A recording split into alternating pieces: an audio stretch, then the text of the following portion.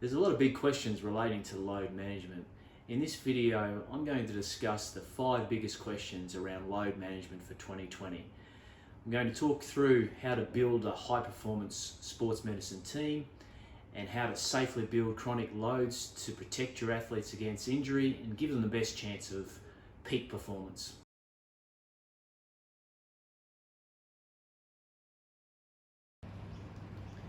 There's a complex link between training load, injury and performance. We know that if we can build to higher chronic workloads, that not only does it protect against injury, but it also leads to better performance. But there's a little caveat there.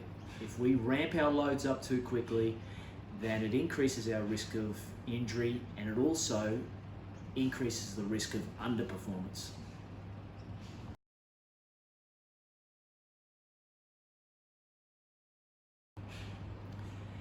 There's a few things that practitioners can do to mitigate the risk.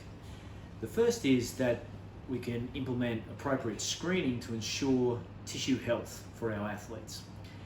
One of the second things that we can do is we can monitor our athletes' loads and ensure that we minimize spikes in load. And the third and probably most important way to mitigate the risk is to maintain a healthy floor, a safe floor of chronic load. If we can raise chronic load, it gives our athletes a really good chance of reducing their risk of injury.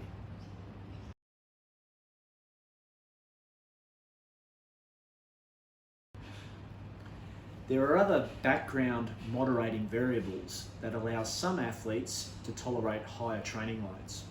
For example, we know that strength and aerobic fitness are important moderators of the workload-injury relationship. Athletes with higher strength, higher aerobic fitness are better able to cope with spikes in load. So how do you get to those moderating factors? How do you develop the strength and aerobic fitness that protects you against higher loads? You have to train.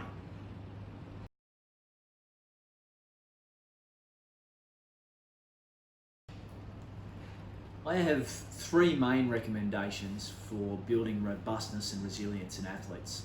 The first is to train hard and train consistently. And keep in mind that when I say consistently, I don't mean constantly. The second is that we need to prepare our athletes for the most demanding passage of play. If we prepare our athletes for the average demands, it's highly likely they're going to be underprepared for the worst case scenario.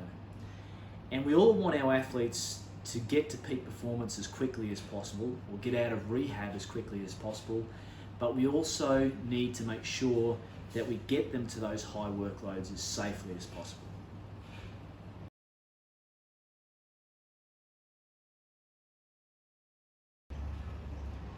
When I'm putting a sports medicine team together for organisations, I want a group of people who understand core training principles, who are prepared to load their athletes and load effectively. But one of the main things that I'm looking for is for a group of people who are prepared to work together, who are prepared to put the team and the organisation's interests above their own. They should be able to collaborate effectively. This is where we give our athletes the best chance of remaining healthy, remaining available, and achieving their performance goals.